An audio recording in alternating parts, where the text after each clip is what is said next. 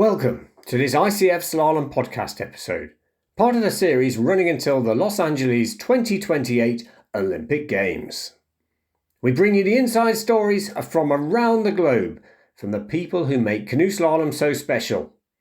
Here's your host, John Gregory. A warm welcome to our episodes covering the 2025 International Canoe Slalom and Kayak Cross season. Thanks for joining me. I've always been a huge fan of today's guest, Slovakia's Jana Dukatova, double individual world champion, 4 European golds, 4-time World Cup Series winner, and former world number 1. She was also a former junior world champion. Here is my fascinating conversation with Jana, talking about biomechanics, efficiency, and her paddling journey, dealing with adversity from injury. Jana, I mean, you've been a huge role model across the sport for many years, first as an athlete, where you actually have the distinction of being the first female athlete to be world champion in both K1 and C1. And then since you retired from international competition, you've produced technique videos, race commentary. I think also while working as a massage and kinesiotherapist, as well as being a mum. Kind of how do you juggle all that? How do you feel around all those different roles? Yeah, you're absolutely right. For me, my previous careers as a top athlete and my current job fit together perfectly. It's like one big jigsaw puzzle that I have been putting together throughout my athletic career and always striving for perfection in everything I did. And now, after retiring, I have found the missing pieces and suddenly everything makes perfect sense.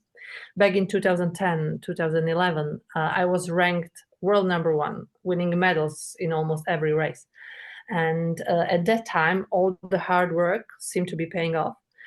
However, during the preparation for the 2012 Olympics, I began to experience serious back problems. And the timing couldn't have been worse. I had finally qualified for my first Olympics. I was a medal contender, and I was in the best shape of my career. And from that point on, I struggled to return to the level I had been at. And this situation was a major turning point for me. It pushed me really to explore biomechanics, learning from top experts and working closely with some of the best physiotherapists, both at home and abroad. And I worked on my problems every single day. It took a huge amount of effort, but I was able to partially come back. I was again racing among top 10 and even became a vice world champion.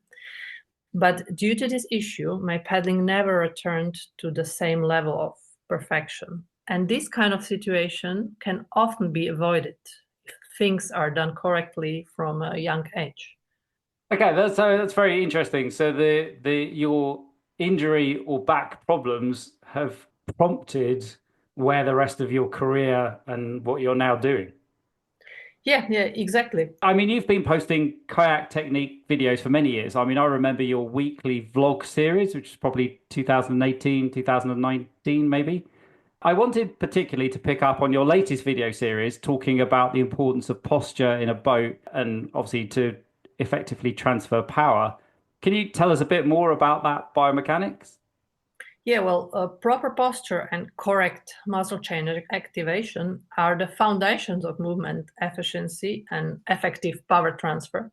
And over the long term, it's also the best form of injury prevention. And this applies to every sport and every type of movement, and kayaking is no exception. Transferring power from your blade to the speed of your boat requires a strong, well-balanced core working together with proper muscle chain activation in your limbs.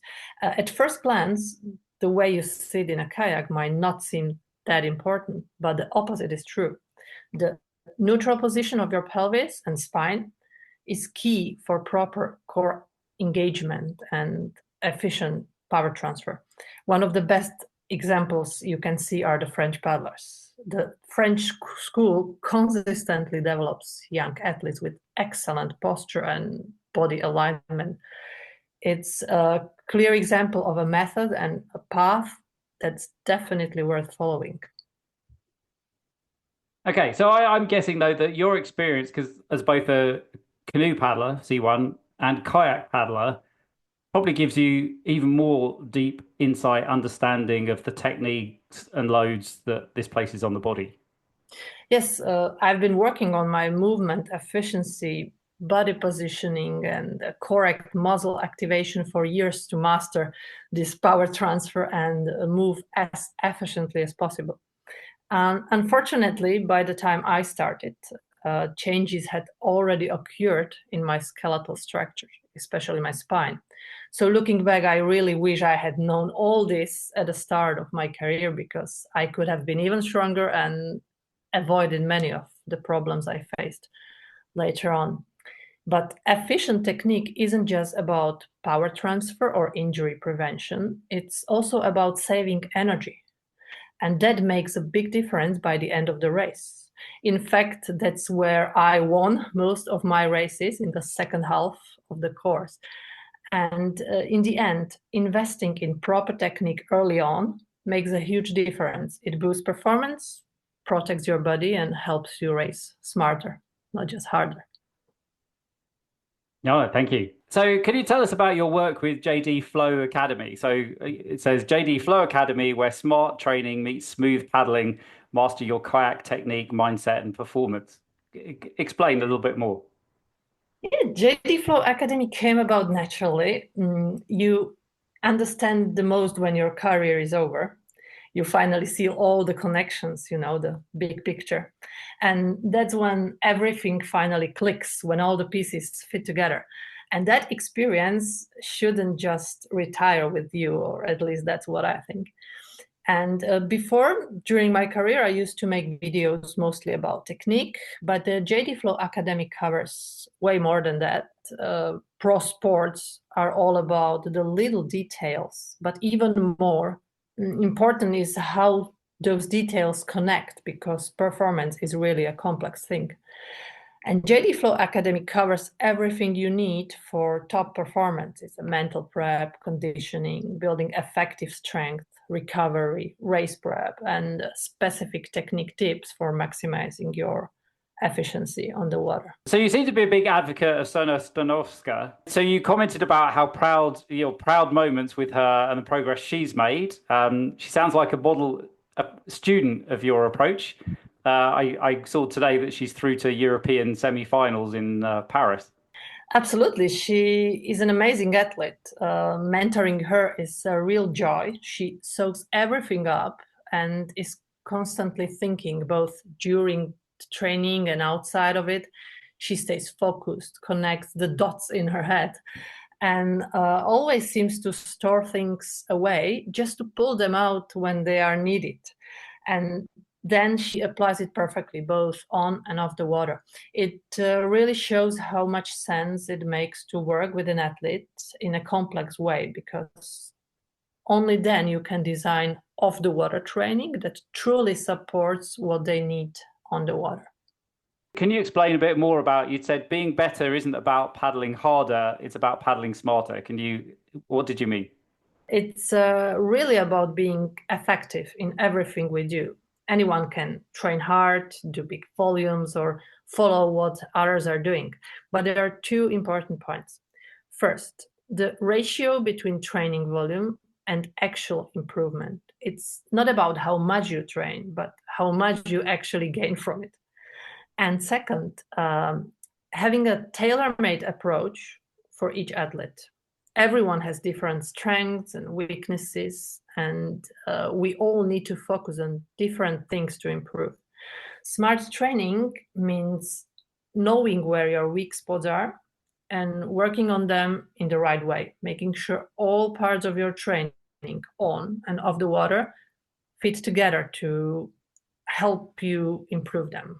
I want to take this opportunity. How do you see the state of international canoe slalom? I mean, now after Paris Olympics and starting 2025 season, as you said, you're in Paris for European Championships. How do you see the state of canoe slalom at the moment?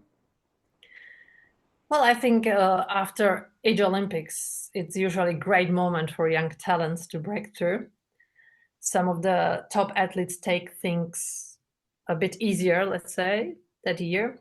the pressure and the focus aren't as intense as during the Olympic or pre-Olympic seasons.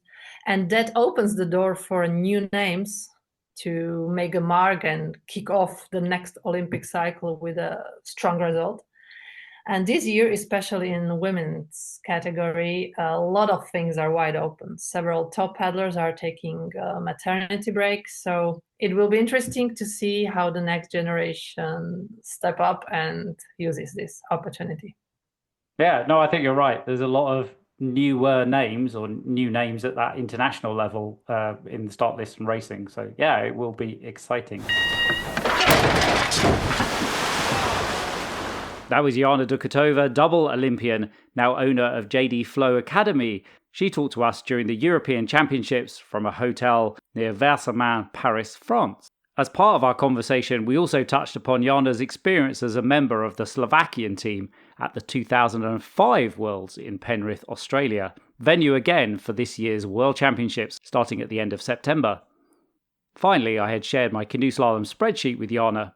Sam Lever had also commented on it during our last episode, talking about the Senior European Championships. And that also sparked a conversation with Jiri Priskovic about multiple class winners. So I'm now preparing a separate standalone episode to explore that particular topic. What do you remember? So if I'm correct, you were a member of the team, Slovakian team, at the last Worlds in Penrith. What do you remember from Penrith? What would it be? 2005? Back in 2005. Yes, I remember that. I really needed a good result in the senior class. It was my third year in the senior class, and I failed. And I remember that it was a very disappointing end of the season for me.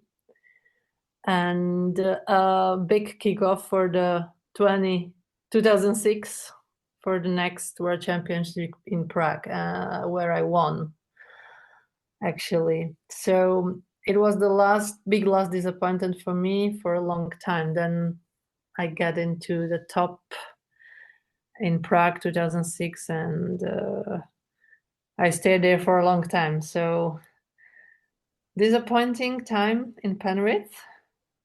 But sometimes you need to be very low to get to the top. Yeah, well, I think we've seen that often it is that motivator to kind of step up. Are you going to be in Penrith in October for Worlds?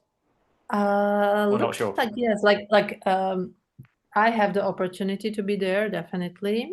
I just need to organize everything in the family to go for such a long trip. So more complicated now. Yeah. If my family is okay with that, I will definitely be there. Okay. All right. Okay. Well, yeah. But I thought that you had been racing in 2003, therefore would have been in the Worlds in Penrith. So, sorry, 2005. Thank you. You are very kind. I've been a big fan for a long time. Thank you. So much of the work and your paddling that you do. Sounds as though you were somewhat impressed with my canoe slalom spreadsheet. I think your name appears in that a lot. I didn't check it. I didn't check my name. I didn't look for my name, but I was impressed by how there's everything in those sheets. And for me, when doing TV commentary, I'm always struggling to look for the results. Okay, well, you can see why I did it, because you've got every result in one place. I mean, all of that information is probably on the internet. Some of it's incomplete, but to have everything in one spreadsheet, does make it a little bit easier. I'm very happy for you to make use of it, and obviously it keeps I update it every day anyway. Thank you for this. Thanks to my guest today, Jana Dukatova. After recording this episode, Sona Stanovska finished fourth at the European Championship K1. If you have never watched Jana's videos, I recommend you do. Follow JD Flow Academy. I'm John Gregory. Thanks for listening. If you enjoy the podcast, tell other people, send them a link, follow, or write a review. If you need more, keep reading Ettore Ivaldi's brilliantly insightful and eloquent blog. Our next episodes will bring you results and paddler insights from the first of the World Cup races in La Seu d'Urgell, Spain, Pau, France and Prague, Czechia. Stay safe. That's it for now, but please subscribe to the podcasts on Apple Podcasts, Spotify or YouTube and leave a review too. Until the next episode, keep it fast and clean.